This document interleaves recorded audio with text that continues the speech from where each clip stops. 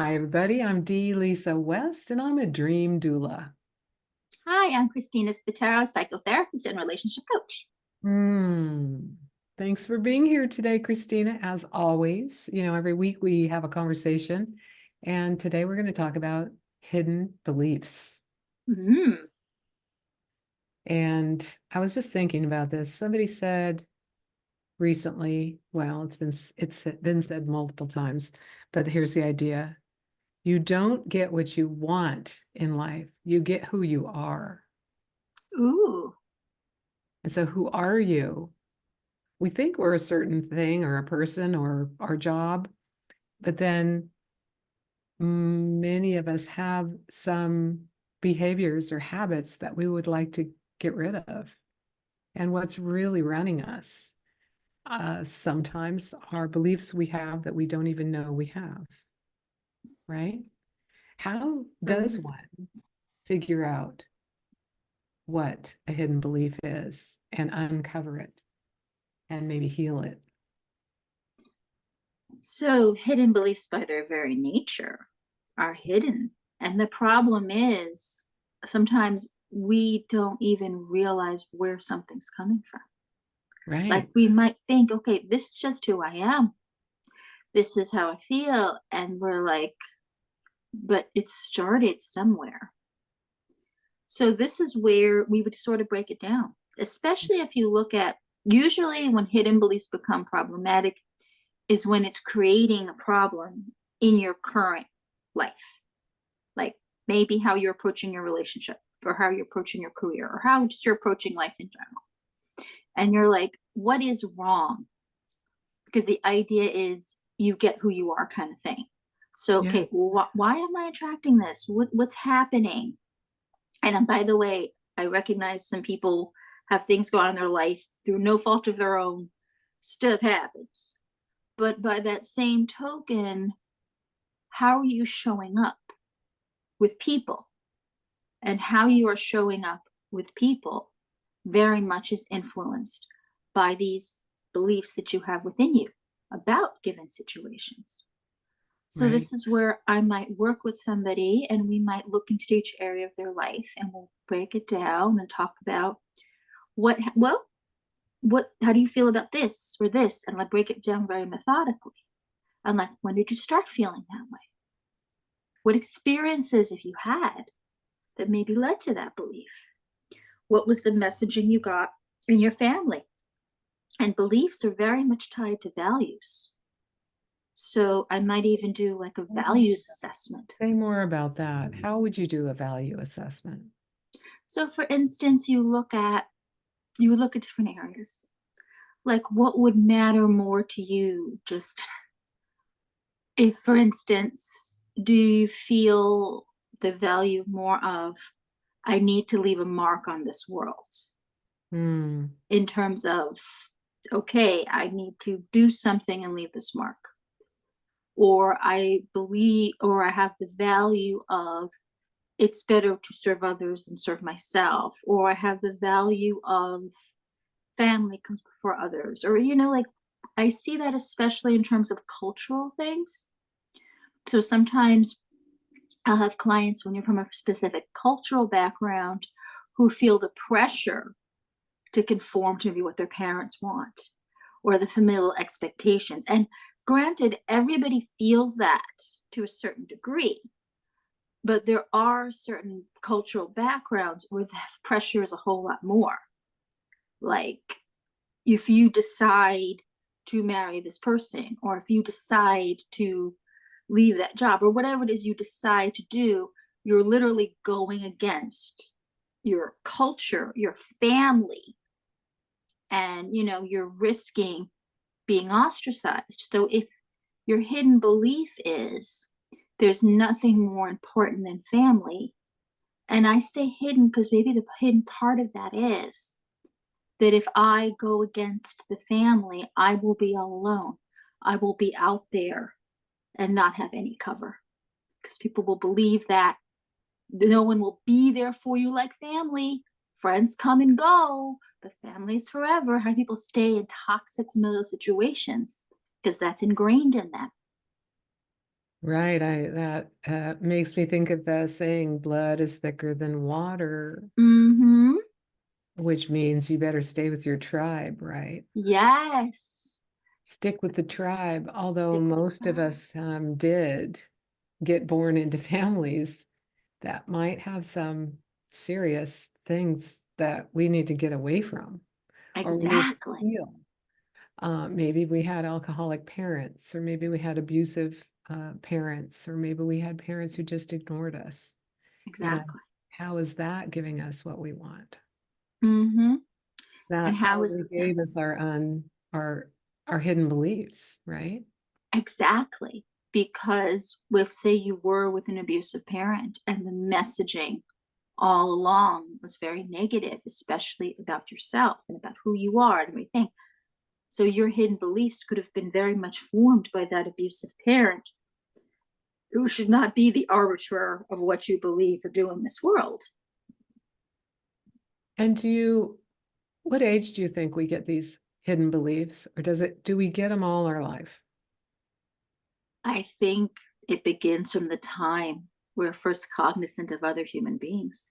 Mm, People mistakenly believe, oh, well, they're too young to know what's really going on. right. Small children internalize stuff, and it's even harder for a small child because, they don't necessarily have the words for it, but they've internalized perhaps this uncomfortable feeling or this fear or this thing, and they just know the feeling. They know the visceral experience, but they don't have the words to fully understand where it's coming from. So you look at Eric Erickson, for those of you who may not know, he was a developmental psychologist who looked at development throughout the lifespan. And the reason it was so revolutionary is because everybody else, from Freud to Piaget, everybody else looked at kind of just like 0 to age 5. It was almost understood like by age 5, you're kind of done in terms of what your personality thing developing. But Eric Erickson literally went through all the stages of from the time you're 0 to your like looking at your end of life kind of thing and doing that life review and how each stage builds on the other. And the first stage is trust versus mistrust. Is the world a trustworthy place? Or is it a place I can't trust? And that is very much influenced by the people taking care of you. If they haven't taken care of you, if they haven't shown up for you in a fundamental way, you are now going to have mistrust. And your hidden belief, whether you realize it or not, is that people can't be trusted. And each stage will build on the next and build on the next and build on the next. People can't be trusted. I was just thinking the other day that when I was a little girl, I remember being inconsolable and crying and having a parent say to me, "Don't worry, honey, everything's going to be okay." And I remember in my little child mind thinking, "No, it's not." Mm, It's like, "No, it's not going to be okay. Everything's going to be okay." No, it's not. And wow, what a sad little thought for a sad little girl crying. yeah, I couldn't be consoled with the idea that everything was going to work out. And now that's one of my constant conversations that I have with coaching clients. It's like everything's working out. right. What if everything's working out, even though life is showing you all these things Mhm. that aren't working out in your Right. mind? Maybe they are. Maybe all the things that up until now you called bad or failures or mistakes were just steps into where you are right now so that you can be who you are right now and everything Mm, is what's working out. I like that. But getting back to mistaken underlying beliefs that we may or may not know we have, I suppose we know we have it because we're doing something we'd rather not do. That could definitely be an indication. So maybe we're Like, eating too much or drinking too much or working too much, and there must be a belief under there saying we should be doing these things. or we are self sabotaging ourselves in a way because maybe the hidden belief is that you This isn't you, no matter what you do, it's never going to work out. Right.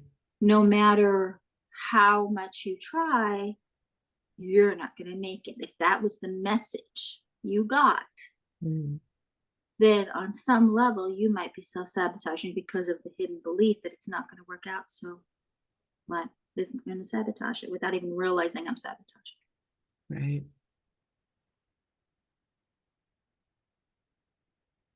You're not even realizing you're doing it, but you're doing it because it's an unconscious pattern, Yes, like a computer program running. exactly.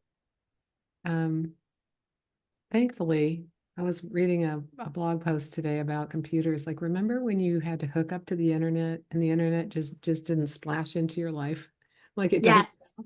You had to yes, I turn on do. your computer and wait for it to boot up, and then it made a sound. Mm-hmm. You went online, and then you could look things up. Um, and the whole idea that computer programs are also how our brain works is such an interesting concept that everyone can Mm-hmm. kind of understand. So there are programs running underneath what we're saying and doing and being conscious of that Mm-hmm. are, let's say, for a better word, have bugs in the system. Yes. So we can get the bugs out by running antivirus software in our mind. How do you help people find a hidden belief and heal that thought? The idea is looking back to where it might be coming from. You Hmm. first look at what is the belief about. Like, let's chase back to what's going on, and you kind of go through an assessment, like, well, how are you feeling about yourself, about this, with the different areas of your life? What are your values, kind of thing. And through that, you're kind of getting a bigger look at the beliefs. And then you look at what choices they've made and the beliefs behind those choices. And again, that's helping you get a pattern of hidden beliefs that might be present. When you were talking about the computer program, what I was thinking of, the most literal basic model of computer programming. It was called BASIC. I don't know if anybody even remembers that. But I remember, they had given Apple II GSs to all the schools back in the day. So the first computer I ever played on was an Apple II GS. And the idea was we could literally write basic programming by you'd write the command line. Like, I think 10, you do it like in increments of 10. So then you'd have room in between if you had to change something. So an action had to happen on one line, and then it could then take it to the next line, and that takes it to the next one and the next one. So maybe someone wrote on your command line, you're not good enough. So Mm. now it takes you to the command line of, I'm not good enough, so I'm not even going to try. So you need to find, it isn't so much finding the bug or the virus, it's finding where that original, this is where you get into the whole idea of neuro-linguistic programming, right? Yeah. Where was the original command line? And going back to that command line and rewriting it to have a more accurate program. Right. So you can give someone like affirmations to do Mm-hmm. to reprogram themselves to that I am good enough. Right. What if your hidden belief is I'm not good enough? So maybe the affirmation around that would be I'm perfectly, I'm perfect, whole and complete, just the way I Mm-hmm. am. Just the way I am. And then you also look at where that belief came from. So was that belief from a faulty programmer? Was Mm. the faulty programmer, this is where we talk about in cognitive behavioral therapy, the idea of putting the thoughts on trial. What's the evidence for the thought? So just like in a court of law, you can't convict someone of something without evidence. So you can't convict yourself of being not good enough if the evidence is faulty. Well, who told you weren't good enough? Right. And what's the contradictory evidence to that? That's how you just learn to slowly reprogram. Mm. The neural pathway was created because these beliefs were put in place, but you absolutely can reprogram and create a different neural pathway. That's the whole concept of neuro-linguistic programming. Right. Wow. Okay, and don't you agree? Don't you love how I asked that question? Don't you agree that the main paradigm, the main hidden belief that people believe about themselves on the planet is that they're not enough in some way? They're not good enough, smart enough, young enough, old enough, thin enough. They're not enough. I would say, yeah. I think especially among the people that come to us, Right. Hmm. because I think that is driving a lot of it. Because if you do, you look at people who, no matter what obstacles they've encountered, they're still pushing through. But when people get stuck, and that's usually when they kind of need that help, when they're stuck, it's because on some level, they don't see themselves as capable. Right.